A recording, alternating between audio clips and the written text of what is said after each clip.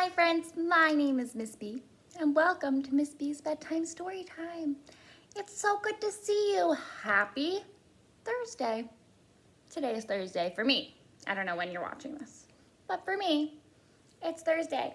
I just want to say sorry, because I might get a little distracted at some point. I may have to fix something, because I have a little puppy here who's not feeling too great.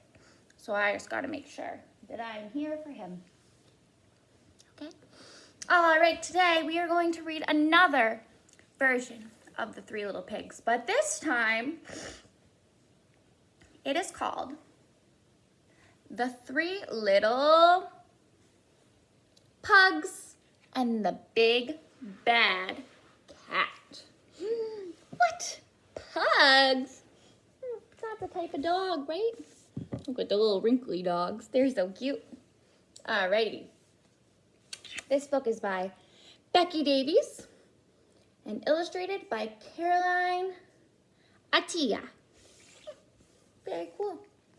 Alrighty, here we go. Ooh. You know what I noticed? I noticed that the pugs, those are real pugs. But all the rest of the picture, that's all drawings. How cool is that? Oh, and look at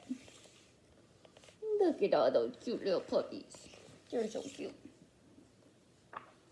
Don't worry, you're cute too, Tino. Once upon a time, there were three little pugs named Bubbles, Bandit, and Beauty. They lived with their mother in a tiny kennel in the woods. "You're not puppies anymore," said Mother Pug. "It's time you left to build houses of your own." "What kind of houses should we build?" "Will there be sticks? Will there be treats?" Aww. "Take these snacks and watch out for the big bad cat. She's the meanest feline around and will do anything for food. Build strong houses to keep that clever kitty out." Oh, this is good. So off the three little pigs went, their backpacks bulging with biscuits. Cool.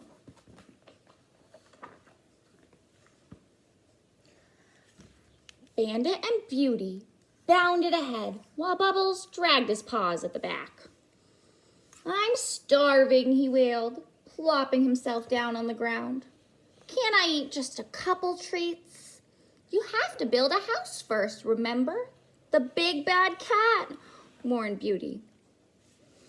"Come back here, Tail." He's chasing his tail. "Fine," said Bubbles, looking around.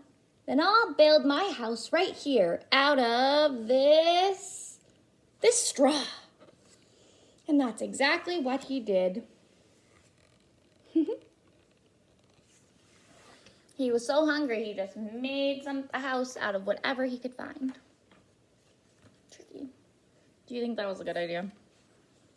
I don't know.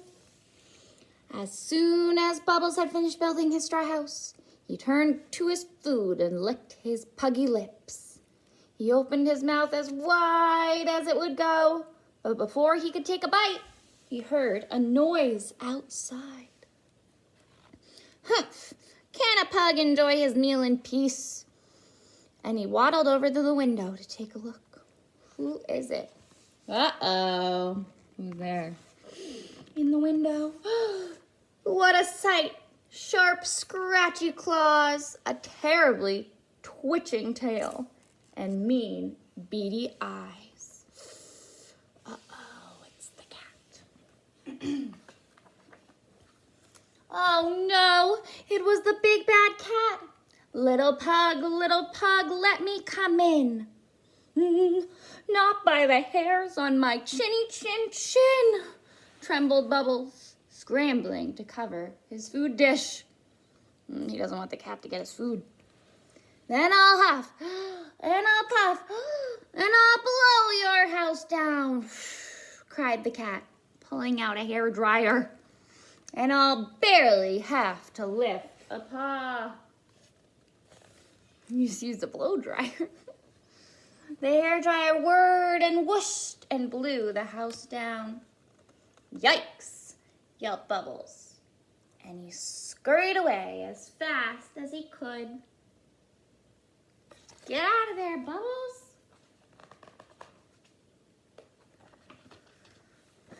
Meanwhile, Bandit and Beauty had come across a pile of sticks. Look, Beauty, panted Bandit. Sticks! Sticks are my favorite!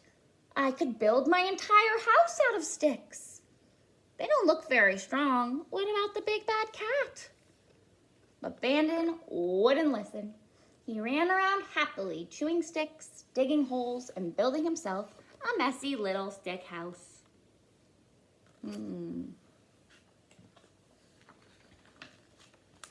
Bandit had just said goodbye to Beauty and was about to gobble up his first dog biscuit when Bubbles hurtled through his front door wheezing. Oh no! Protect the treats! The big bad cat is coming this way!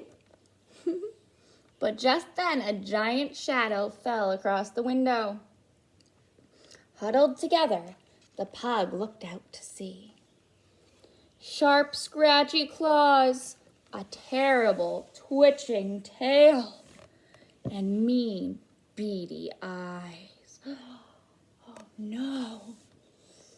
Oh no, it was the big bad cat again. They're in trouble. Little pugs, let me come in. No, not by the hair on our chinny chin chins, trembled Bubbles and Bandit. Then I'll huff, and I'll puff, and I'll blow your house down, the cat declared, pulling out a leaf blower. Whoa.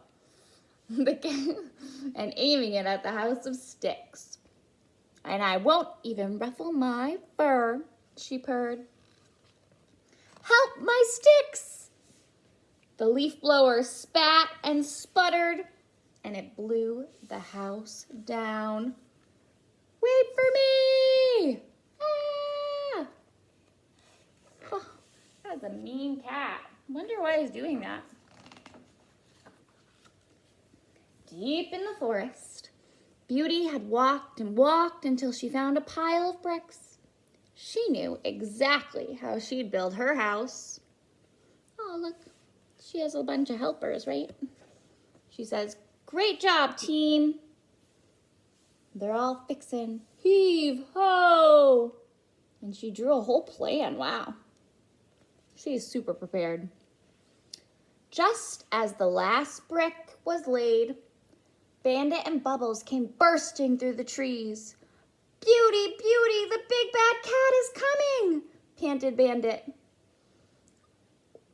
She ate our food, wailed Bubbles. We're all going to starve. Don't worry. Everything is under control, said Beauty, as she gathered her brothers into a huddle. It's time for Plan B, boys. Now listen carefully. It says top secret Plan B. Wow, Beauty's super prepared. You okay? Okay. When the big bad cat reached the brick house, all was quiet. Too quiet. Little pugs, let me come in, growled the cat. But there was no response. She peeked inside to see a bulging backpack and 3 pug-shaped lumps on the couch. It's no use hiding, the big bad cat purred smugly. I'll still huff and I'll puff and I'll blow your house down. And I won't even tangle a whisker. She pulled out a giant fan and pointed it at the brick house. The fan blustered and it blasted. Do you think it's gonna work? But the house stood strong.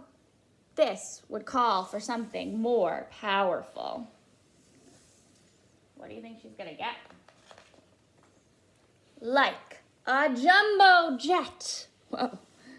The engines revved and they roared, and the door to the brick house blew right open. The big bad cat strutted inside. Victorious, she won.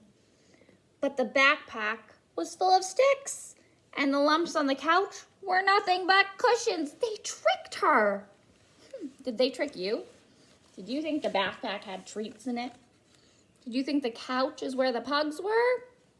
I did. The big bad cat was furious. She yowled and she howled. She hissed and she spat. Her eyes narrowed. Her tail twitched and she stamped her paws until...